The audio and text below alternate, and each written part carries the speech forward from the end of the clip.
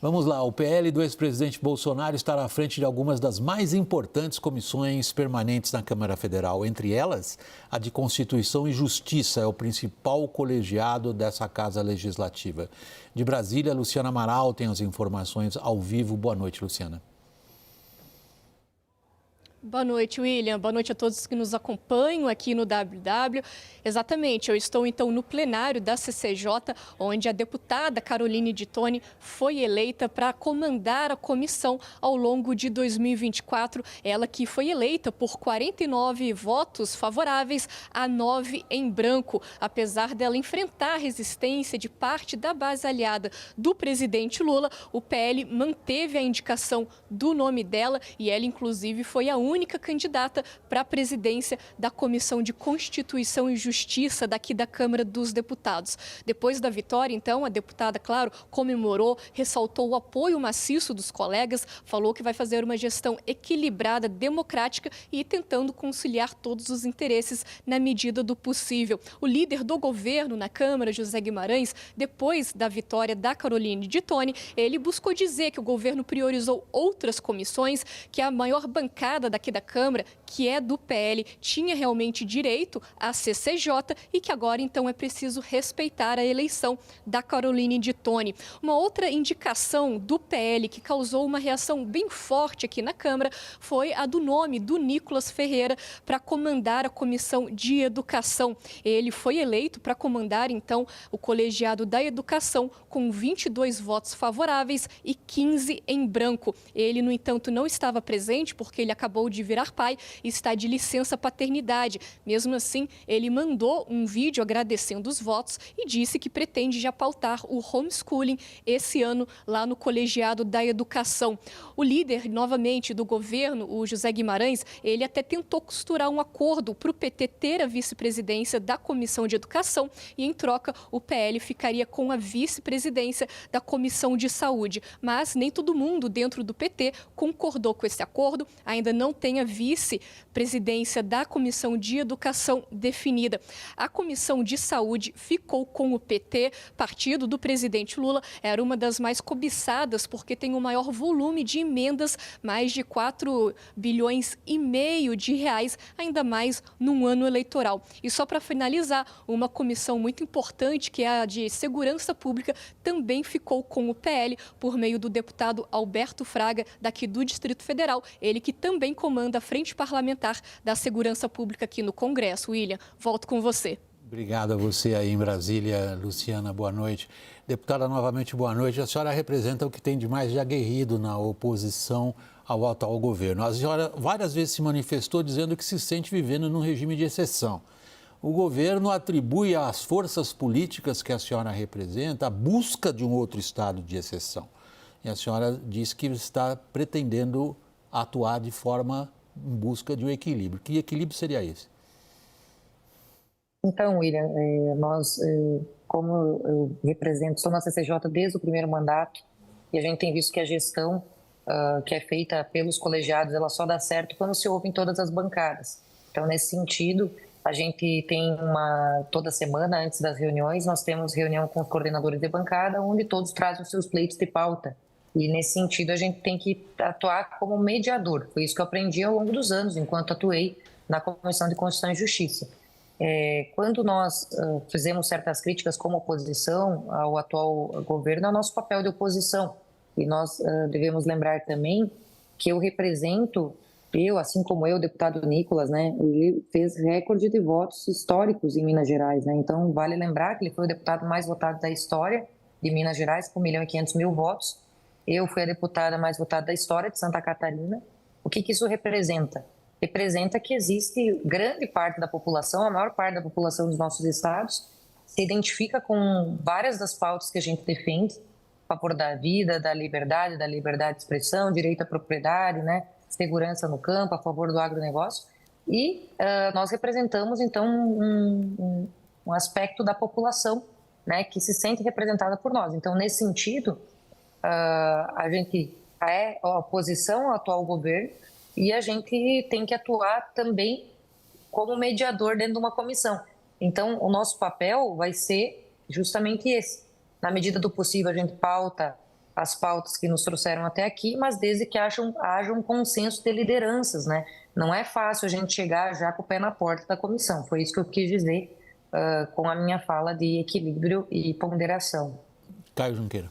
Deputada, na condição de presidente, a senhora pretende pautar a anistia aos condenados do 8 de janeiro e anistia ao presidente Jair Bolsonaro? Eu estou tomando pé dos projetos que estão na comissão.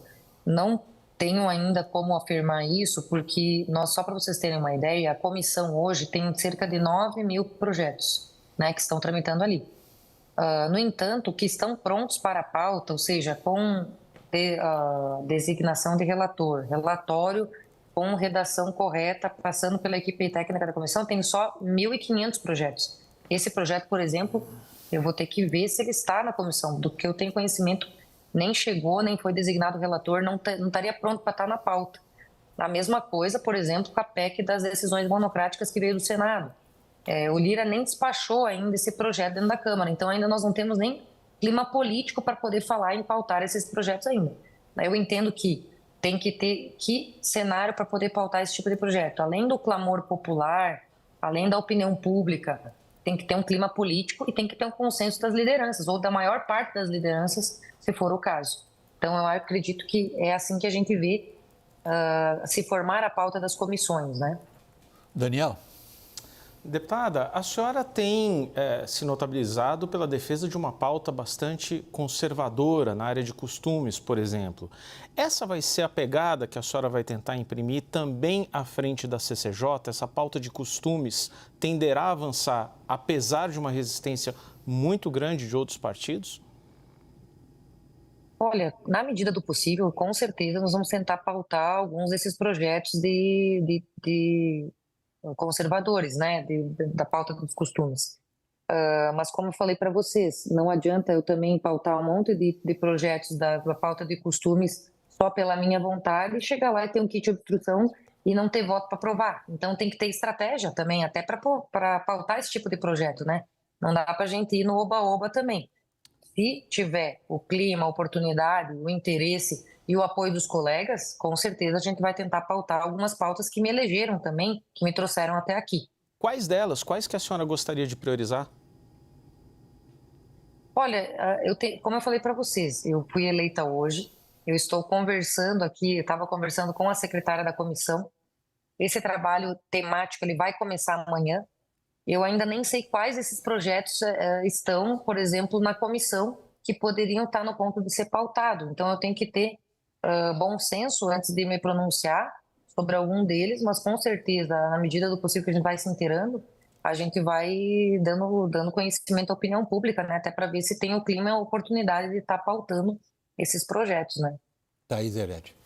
Deputada, a senhora votou contra a reforma tributária e esse ano é um ano importantíssimo para esse debate, porque é o ano da regulamentação da reforma e ela não só é bem recebida pela sociedade civil, pelo empresariado, pelos investidores, como ela é uma ferramenta importante para o país crescer.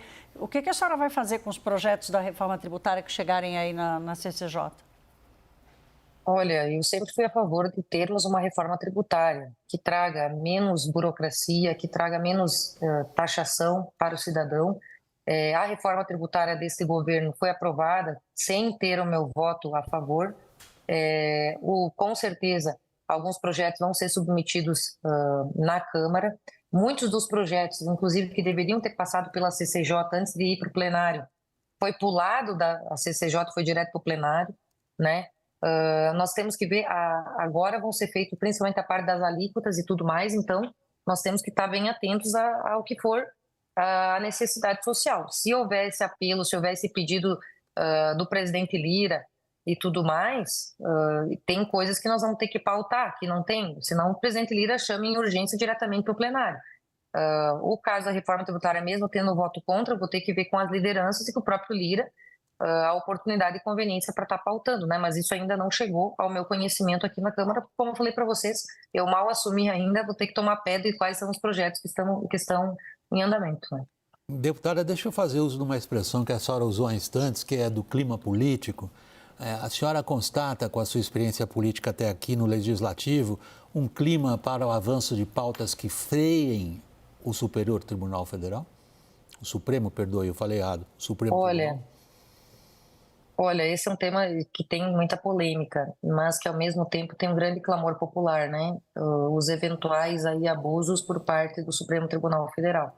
Com certeza nós temos um clamor popular gigante com relação a isso, né? Principalmente com relação a inquéritos, temos denúncias fortes, né, de que as partes muitas vezes não têm acesso aos autos, os advogados não estão tendo acesso, né? Esse tem um clamor popular muito grande da opinião pública, né? Dentro aqui da casa, nós, deputados da oposição, falamos muito sobre isso, sobre a necessidade de que cada poder esteja dentro do seu quadrado. Eu acredito muito nisso, né? Tanto que o senador Amin esteve aqui no teu programa, né, falando sobre isso, ele foi o relator, inclusive, da PEC das decisões monocráticas, né?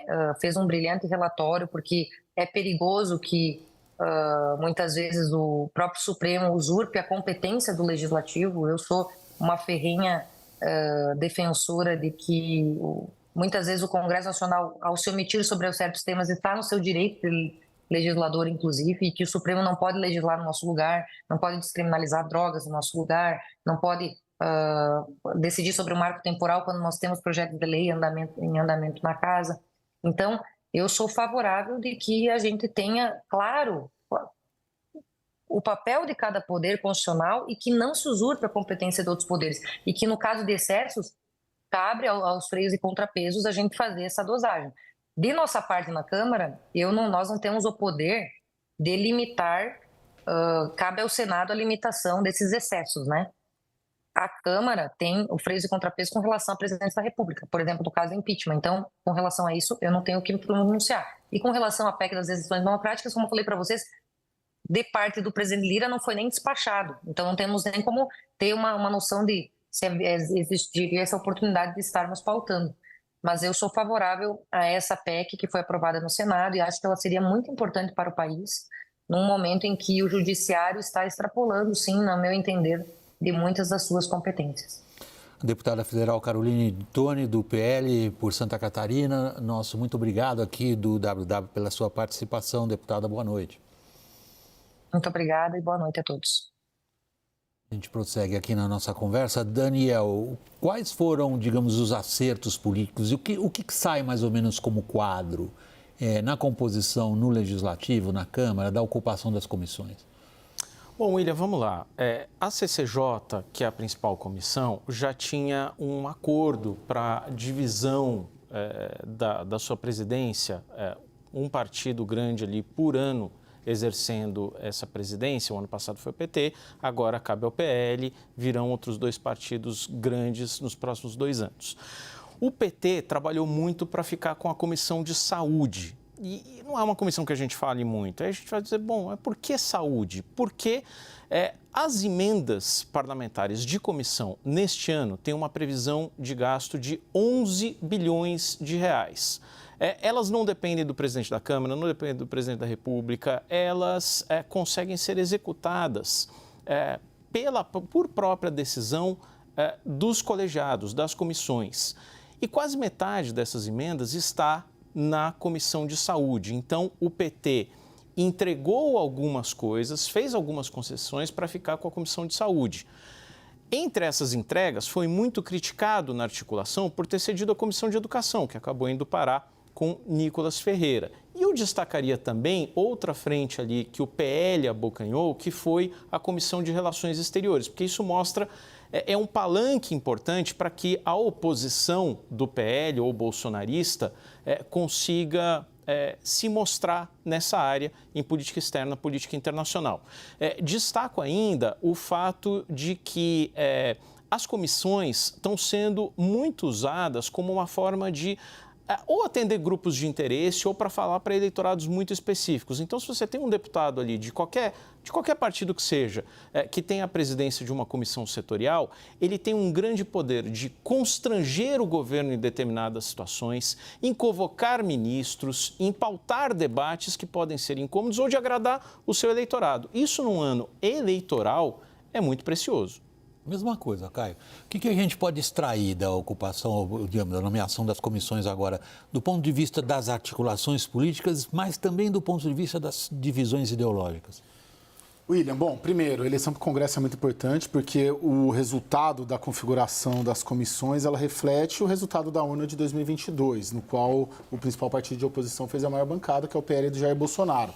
Logo, ganhar Palácio do Planalto é importante, sim, sem dúvida alguma, mas você construir boas bancadas é muito importante e se reflete nesses momentos. A Caroline Detoni só é presidente da CCJ porque o PL fez a maior bancada em 2022. A parte disso, dá para a gente ter uma leitura que 2 semanas depois da manifestação do Bolsonaro aqui na Paulista, mostrando força nas ruas, mostra força o bolsonarismo dentro do Congresso, num ano chave, e essas 2 comissões que o bolsonarismo, bolsonaristas clássicos, né? Tanto o Nicolas na Comissão de Educação como a Carol Detoni na CCJ, são 2 palanques de difusão de agenda conservadora bolsonarista, que num ano eleitoral isso ganha uma relevância muito maior, né? Então, assim, a educação, por exemplo, que o Nicolas vai presidir, a comissão, é um tema clássico de divisão da esquerda com o bolsonarismo, por diversos aspectos, de homeschooling, de estratégia, de conteúdo de material didático, ou seja, é um tema polêmico. Organização sindical dos professores. Exatamente, é um tema super polêmico. E a CCJ nem se fala. Na CCJ, limitação do Supremo Tribunal Federal, anistia a Bolsonaro, anistia aos bolsonaristas do 8 de janeiro. Tem uma agenda toda que, a depender da construção, a deputada fala de construção de senso político ali no agendamento. É uma certa cautela, mas mostra o bolsonarismo com 2 palanques, vamos dizer assim, entre aspas, muito fortes dentro do Congresso Nacional num ano chave de eleição municipal.